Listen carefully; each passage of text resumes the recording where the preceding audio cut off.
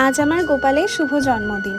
অনেককেই ফেসবুকে পোস্ট করতে দেখতাম যে মাটির গোপাল সোনা পেয়েছে গাছের তলা থেকে কুড়িয়ে, বা অনেকে গঙ্গা থেকেও কিন্তু গোপাল সোনা পেয়েছে। তো আমার অনেক দিনের একটা ইচ্ছা ছিল, গোপাল সোনাদেরকে আমার মনের ইচ্ছাটা জানিয়েছিলাম যে তোমাকেও যেন আমি এইভাবেই পাই। তো অনেক জায়গায় যেতাম, সেইভাবে চোখে পড়তো না। তারপরে দমদমের একটা মন্দিরে গিয়ে আমি একদিনকে বসেছিলাম, তখনই দেখতে পেলাম যে গোপাল সোনা বসে আছে। তোমাদের ভিডিওটা ফার্স্টেই অ্যাটাচড করে দিলাম।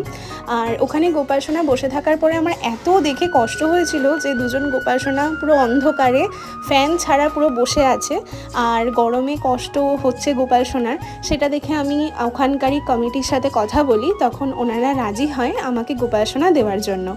আর এত বড় গোপাল আমি পাবো আমি সত্যিই ভাবতে পারিনি, যে গোপাল সোনাকে আমার মনের ইচ্ছাটা জানানোর পরে উনি এত সুন্দর রূপ নিয়ে আমার কাছে আসবে, আমি সত্যিই ভাবতে পারিনি।